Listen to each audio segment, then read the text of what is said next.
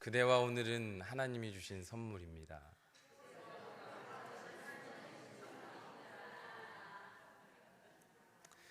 성도님들의 기도와 헌신으로 어제까지 교회 김장을 잘 마쳤습니다. 제가 김장을 할 때마다 예전부터 아버지 교회 김장할 때도 그렇고 김장할 때마다 배추를 보며 늘 드는 생각이 있습니다.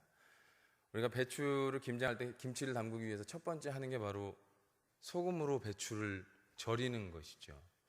그 소금으로 배추를 잘 절이고 그 배추가 숨이 죽어야 비로소 그때 꺼내서 양념을 잘 버무렸을 때 맛있는 김치가 됩니다. 제가 그 김치 되는 과정이 이래요. 김장할 때마다 보면서 느끼는 게 나는 숨이 죽었는가? 하나님 앞에 나는 숨이 죽었는가? 뒤돌아보게 됩니다. 세상에 제가 얼마 살지는 않았습니다만 삶 속에서 느껴지는 세상의 많은 것들로 채워진 내 마음과 생각이 많은데 하나님의 말씀을 받기 위해서 나는 하나님 앞에 숨이 죽어 있는가 항상 뒤돌아보게 됩니다. 사랑하는 성도 여러분, 배추가 김치가 되기 위해 숨이 죽어야 하듯이 우리도 기도와 말씀으로 내 안에 있는 모든 것들에 숨을 죽이시고 기도의 눈물로 하나님 앞에 마음을 절이시는 저와 우리 성도님들이 되시기를 간절히 축복합니다. 오늘 기도의 용사 다윗이 위기 속에서 어떻게 하나님을 나타내는지 이 말씀을 나누고자 합니다. 오늘 본문을 나누기 위해서 이전의 배경들도 같이 살펴보아야 하는데요. 단순히 다윗이 지금 어디에 있는지 어떤 상황에 있는지 함께 나누기 위해서 이전의 말씀도 같이 나누고요. 그 다음에 중요한 것은 오늘 설교는 대지 설교가 아니라 이야기식 설교입니다. 구연동하듯이 쭉 어떤 스토리인지 이야기를 나누면서 그 이야기 가운데 하나님이 주시는 은혜를 함께 나누고자 합니다. 먼저 사무엘상 27장에 보시면 사울이 다윗을 시기해서 죽이려고 합니다. 그러자 다윗이 도망을 가는데 피할 곳을 어디로 정하냐면 상대 적인 바로 블레셋으로 도망을 합니다. 블레셋으로 도망해서 거기에서 가드 지역의 왕인 아기스 왕이라는 사람을 만납니다. 아기스 왕을 만나서 그와 함께 이야기하던 중에 아기스 왕이 그래 다윗아 네가 그러면 시글락이라는 동네를 줄 테니 거기에서 살려무나. 그래서 다윗이 두 아내 아이노암과 아비가일 그리고 자기를 따라왔던 600명의 사람들을 데리고 그 시글락이라는 곳에 갑니다. 그래서 거기에서 1년 4개월을 사는데요. 1년 4개월을 살면서 아기스와 좋은 관계를 맺기 시작합니다. 그리고 나서 28장에 바로 넘어가면 블레셋이 이제 이스라엘과 싸우기 위해서 군대를 모집합니다. 그러는 와중에 사무엘이 죽게 됩니다. 사무엘이 죽자 그곳에 나갔던 사울이 그 근방에 있는 신접한 여인들과 박수, 무당들을 다 쫓아내버립니다. 그런데 여기에서 사울이 돌아와서 보니 블레셋이 이스라엘을 쳐들어오려고 진을 친 모습을 보고 두려운 마음이 들기 시작합니다. 떨리는 마음이 들기 시작합니다. 그래서 사울이 기도합니다. 그런데 사울이 아무리 기도해도 꿈에서도 응답하시지 아니하고 우림으로도 응답하시지 아니하고 선지자를 통해서도 응답하시지 않습니다. 그러자 두려움이 생긴 사울은 다시 신하들을 통해서 쫓아내었던 신접한 여인들을 불러옵니다. 그래서 어떻게 해야 되는지 묻는데 죽은 사무엘이 나타나서 이야기합니다. 사울아, 하나님은 너를 떠나셨다. 그래서 이제는 너와 함께 하시지 않을 거야. 내 나라를 다윗에게 줄 거야. 그리고 이번에 일어나는 아벡 전투에서 너는 죽을 것이다 라고 이야기를 합니다. 그리고 나서 29장으로 넘어옵니다.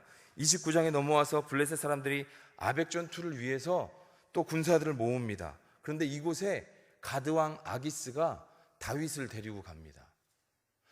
다윗은 히브리 사람이죠. 분명히 이스라엘 사람인데 그 이스라엘 사람이 건너편 진영 블레셋 사람과 편을 먹고서 어떻게 자기 민족을 칠 수 있을까? 이런 생각을 가지고 있던 블레셋 사람들이 아기스 왕에게 이야기합니다. 다윗을 전쟁에 참여시킬 수 없습니다.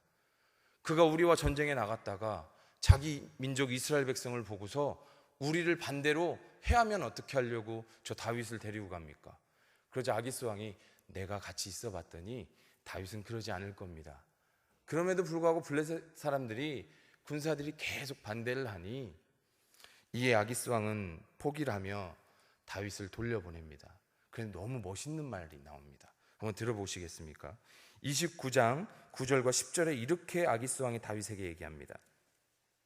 내가 내 목전에서 하나님의 전령같이 선한 것을 내가 안다. 그런데 사람들이 함께 가기 싫다고 하니 너는 새벽에 일어나서 돌아가라. 아기스 왕이 고백하는 게 참 멋있지 않습니까? 이스라엘의 하나님을 블레셋의 가드왕 아기스가 얘기합니다. 네가 하나님의 전령같이 선한 모습을 내가 보았다. 하나님을 믿지 않는 사람일지라도 다윗을 통해 하나님을 내가 보았다. 네가 그런 사람이다. 그러니 너는 새벽에 일어나서 그 600명과 함께 돌아가라 얘기합니다. 오늘 말씀의 30장의 말씀에 바로 이 말씀입니다. 이 얘기를 듣고서 블레셋은 이스라엘과 전쟁을 하기 위해 떠나고 이제 사울은 600명과 함께 자기가 있던 블레셋 진영에 시글락으로 돌아옵니다. 근데 돌아오고 나니 오늘 본문 말씀 띄워주시겠습니까? 1절부터 보시겠습니다. 다윗과 그의 사람들이 사흘 만에 시글락에 이른 때에 아말렉 사람들이 네겝과 시글락을 침노하였는데 그들이 시글락을 쳐서 불사르고 거기에 있는 젊거나 늙은 여인들은 한 사람도 죽이지 아니하고 다 사로잡아 끌고 자기에게를 갔더라. 다윗과 그의 사람들이 성읍에 이르러 본즉 성읍이 불탔고 자기들의 아내와 자녀들이 사로잡혔는지라. 사흘 만에 돌아와서 갔는데 시글락에 있던 자기의 두 아내 아히노암과 아비가일 그리고 그 백성의 자녀들 또 아내들까지도 모든 여인들은 다 잡아서 아말렉 사람들이 데리고 갔다라는 겁니다.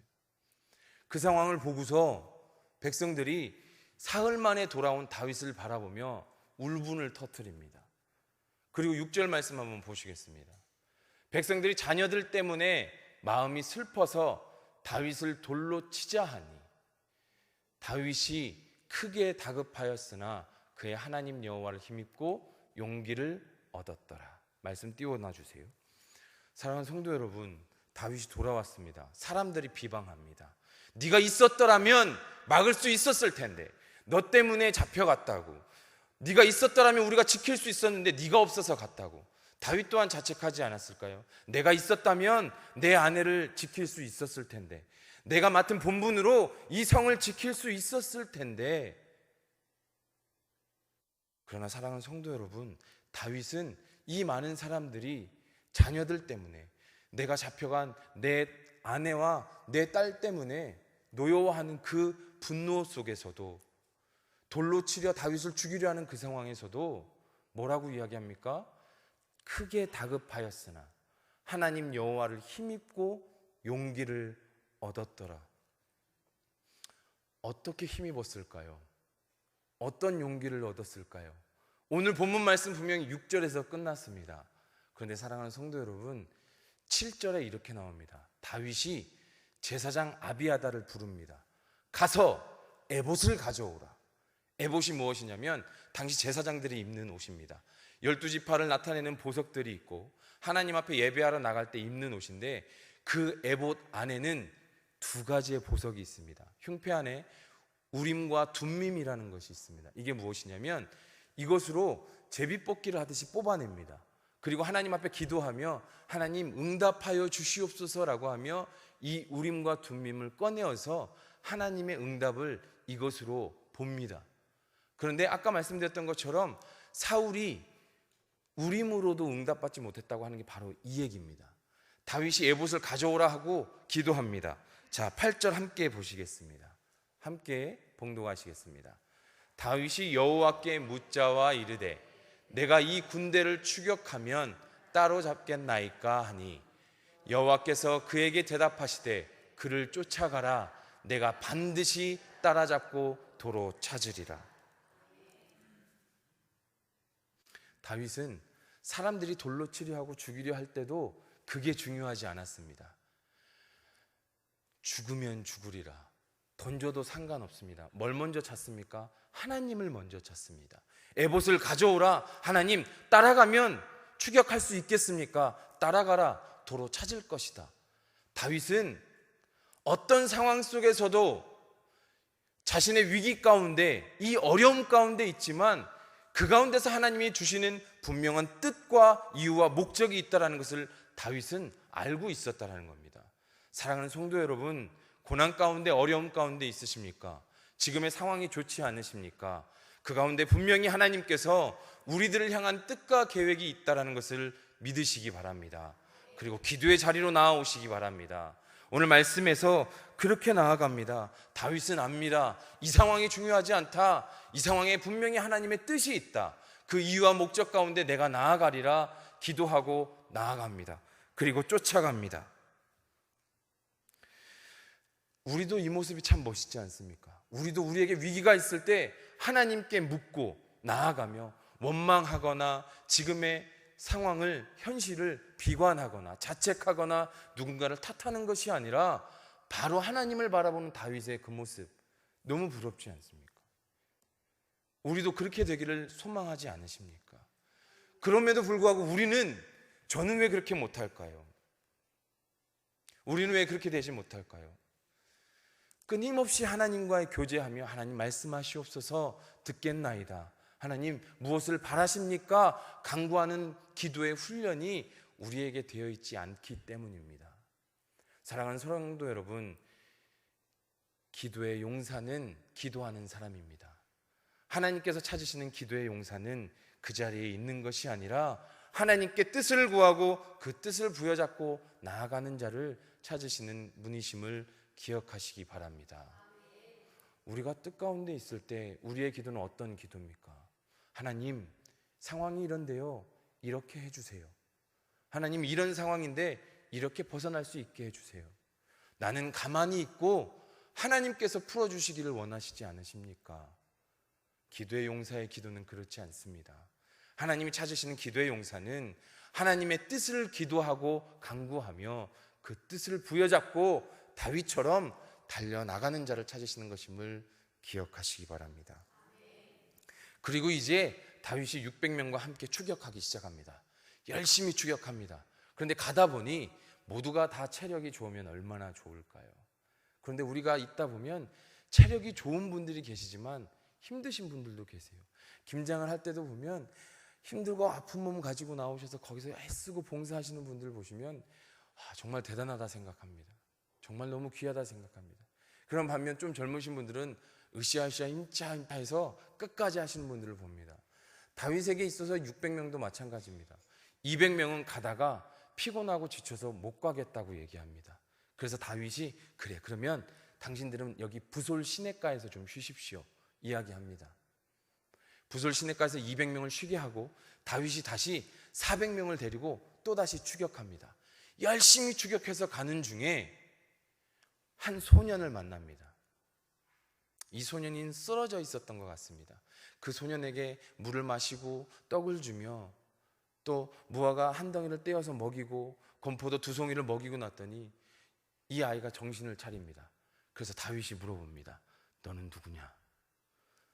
너는 왜 여기 있느냐? 소년이 이야기합니다. 저는 애굽 사람입니다. 그런데 저는 아말렉 주인의 종이었습니다. 그런데 그 아말렉 주인이 사흘 전에 제가 병에 걸렸다고 저를 버리고 갔습니다. 그런데 저희 주인이 함께 시글락 성을 또 유다의 성읍들을 저희가 얼마 전에 치고 불살랐습니다. 얘기합니다. 다윗은 좋다. 그러면 네가 나를 그들에게 인도해 줄 수 있느냐? 아말렉 사람들이 어디로 갔는지 나에게 일러줄 수 있느냐? 얘기했더니 소년이 얘기합니다. 주인이시여, 그러면 저와 약속합시다. 저를 아말렉에 넘기지 말고 또 버리지도 마시옵소서. 그러면 내가 안내해 드리겠습니다. 그랬더니 다윗이 그렇게 하겠다고 얘기합니다. 그리고 인도를 받아서 소년의 인도를 받아서 도착합니다. 가서 봤더니 아말렉 사람들이 유다 상읍도 쳤죠. 그 다음에 갈렙의 남방 지역도 쳤죠. 시글락 성도 함락했죠. 거기서 취해온 것들이 너무 좋으니까 먹고 마시며 춤추며 잔치를 벌이고 있었습니다. 그 모습이 다윗이 너무 보기 싫었죠. 그래서 다윗이 새벽에 이 아말렉 사람들을 칩니다. 오늘 새벽에 쳐서 내일까지 칩니다. 그리고 그 아말렉 성에 낙타를 타고 도망가는 소년 400명 빼고 다 죽었습니다.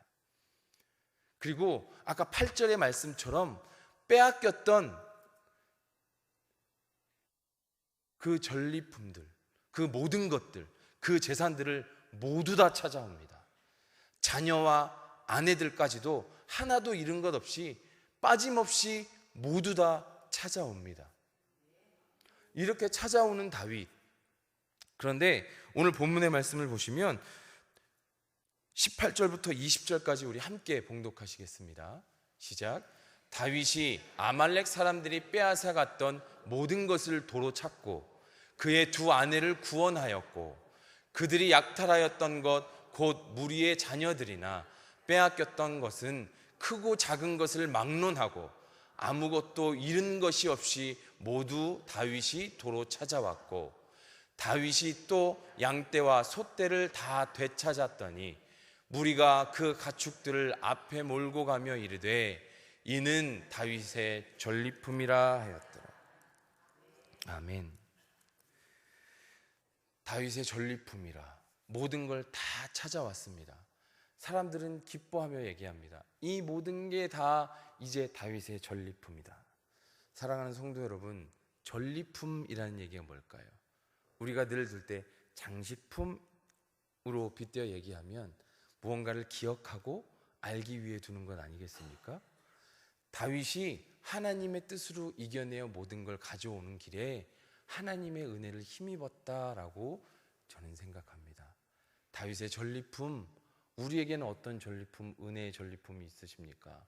하나님 앞에 나아가서 하나님의 뜻을 행하고 믿음으로 나아가서 위기 가운데 축복으로 모든 걸 가지고 옴으로 말미암아 이 가운데 다윗이 찾은 단순한 기쁨이 아니라 이 은혜로 말미암아 많은 이들에게 하나님의 영광이 선포되어지는 이 믿음의 전리품이 오늘 저와 우리 성도님들에게 갖추어지기를 간절히 소망합니다. 그렇게 모든 것을 찾아서 돌아옵니다. 부솔시내로 돌아옵니다. 가는 길에 아까 부솔시내에 힘들어서 쉬고 있던 200명을 만나게 됩니다. 그래서 인사합니다. 좀 쉬었습니까? 우리가 이기고 돌아왔습니다. 이제 돌아갑시다. 다 찾았으니 돌아갑시다. 그런데 어디에나 사람이 많으면 꼭 이런 사람들이 있습니다. 22절에 보시면 예기치 못한 일이 생깁니다. 다윗과 함께 갔던 400명 중에 악한 사람들이 있고 불량배들이 있었습니다. 여기에서 주는 교훈이 두 가지가 있습니다. 하나님 일에는 하나님이 쓰시고자 하는 그 사람 앞에 결코 악인들이 없다라는 것은 아닙니다. 그런데 중요한 것은 무엇입니까?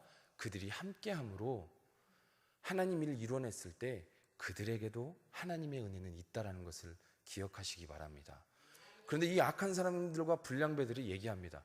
저 200명은 아말렉을 칠 때 여기서 쉬었잖아요.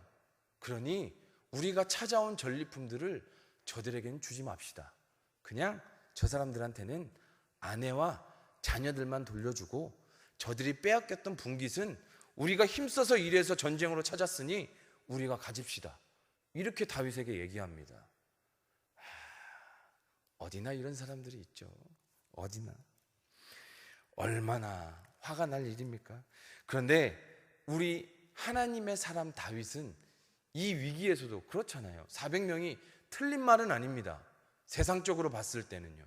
수고했으니, 목숨 걸고 싸웠으니 그들의 몫을 주는 건 당연한 거 아닙니까? 세상의 눈으로 봤을 때는요. 그러나 하나님의 사람 다윗은 다르게 고백합니다. 23절 보시겠습니다. 25절까지 같이 봉독하시겠습니다. 시작.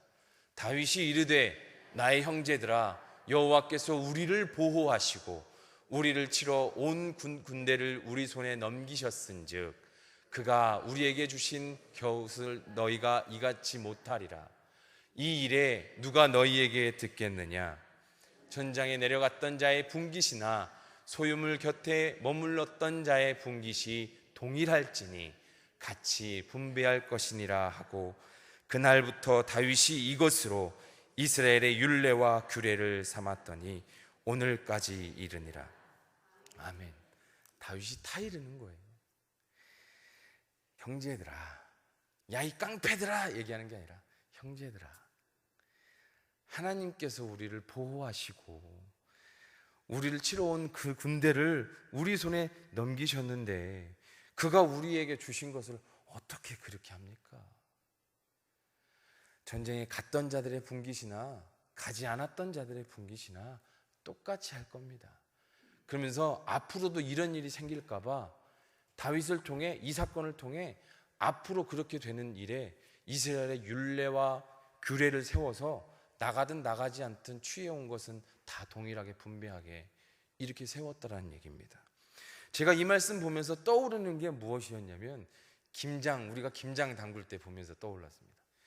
우리 성도님들이 감사한 건 에이씨 이렇게 힘든데 300포기 담그는데 600쪽인데 힘든 우리들끼리만 먹고 김장김치 안 담근 교인분들은 김치 먹지 말고 다른 반찬만 드시게 합시다.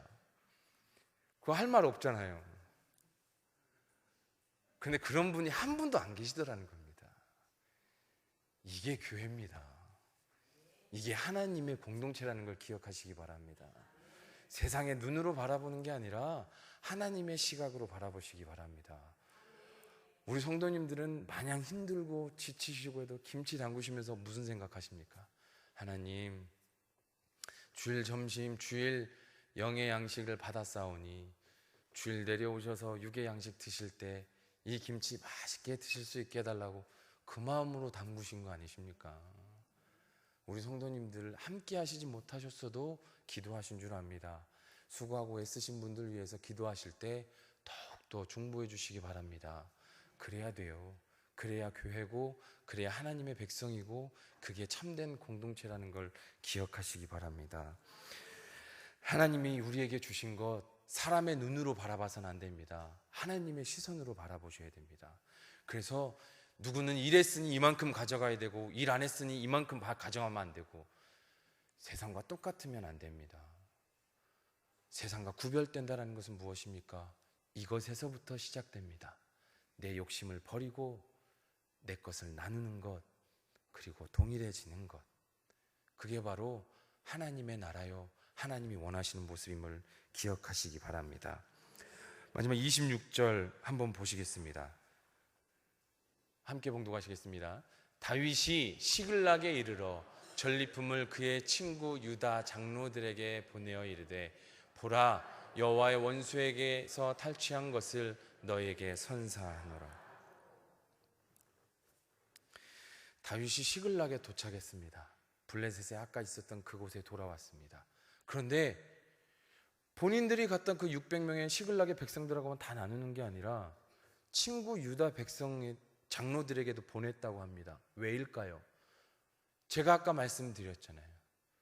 애굽의 소년이 뭐라고 고백했습니까? 시글락만 친 게 아니라 아말렉이 유다 성읍들도 쳤고 갈렙의 남방 지역도 쳤습니다. 분명히 다윗은 사울에게 쫓겨서 고향 땅에서 도망 나왔지만 그 이야기를 들은 것을 기억하고 있었다는 겁니다. 내 형제들, 떨어져 있지만 내 형제들도 받았던 그 아픔들, 그것들을 기억하며 26절부터 30절까지의 말씀은 유다 지방에 있는 모든 성읍들에게 그들에게 돌려보내야 될 것들 다 돌려보냅니다. 세상의 눈으로 보면 가져도 되지 않겠습니까? 600명의 용사들과 시글락 백성들하고 취하여 온 것, 물론 유다 성읍 갈렙 지방에서 취하여 온 것까지도 다 가져왔기에 그냥 가져도 되지만 다윗은 갖지 않습니다. 가야 할 곳으로, 내 형제들에게 필요한 그곳으로 다시 다 돌려보냅니다. 사랑하는 성도 여러분, 그게 은혜인 줄 믿으시기 바랍니다. 당연한 것이 아니라 있어야 할 곳, 이게 필요한 곳, 일어서 슬퍼하는 그들에게 위로로 돌아가야 하고 있어야 할 곳에 돌아가야 하는 그것이 바로 하나님의 은혜이며 그 은혜의 자리에 저와 성도님들이 동참하시기를 간절히 축원합니다. 은혜가 가득하면 양심법도 어길 수 없습니다. 다윗이 아까 말씀드렸던 것처럼 취하지 못하는 이유는 내 형제들이 기억나기 때문에, 그들의 슬픔이 내 마음에 있기 때문에. 우리도 은혜를 받으며 마찬가지입니다. 다윗의 이 모습이 구별된 모습 아니겠습니까? 세상의 사람의 시각이 아니라 하나님의 시각으로 가야 할 곳에 나누어주고 슬퍼하는 이들과 함께하는 것. 하나님의 은혜가 가득 차면, 사랑하는 성도 여러분, 영성이 깊다라는 것은 은사에 달려있는 게 아닙니다. 방언과 치유와 예언의 은사에 있는 것이 아니라 깊은 영성은 사랑에 있음을, 인내에 있음을, 구별됨에 있음을 기억하시기 바랍니다. 왜요? 영성이 깊으면 지극히 작은 것도 어기기가 되게 어렵습니다.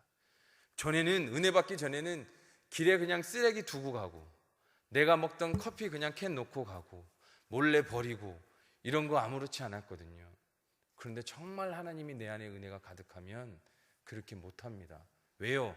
하나님이 보고 계신다는 걸 스스로 고백하기에 이게 되지 않는 거예요. 이건 누가 시켜서 되는 게 아니라 그 은혜가 충만할 때 머무르는 것임을 기억하시기 바랍니다. 그게 영성입니다. 신호를 지키는 거, 쓰레기 버리지 않는 거.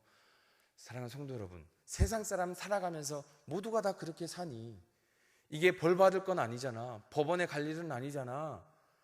모두가 다 그렇게 살아. 이 정도쯤은 어겨도 되겠지. 그렇게 사니 그리스도인이 없고 세상 사람이 구별되지 않는 것 아니겠습니까?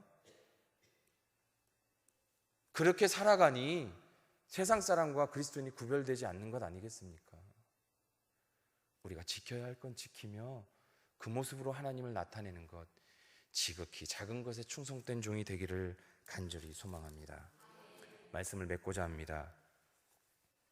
하나님을 믿는 사람들에게 있어서 축복과 고난은 늘 동반하여 옵니다. 세상 사람들에게도 마찬가지겠지요. 그런데 하나님을 믿는 사람이라는 전제가 붙는 건 언제일까요?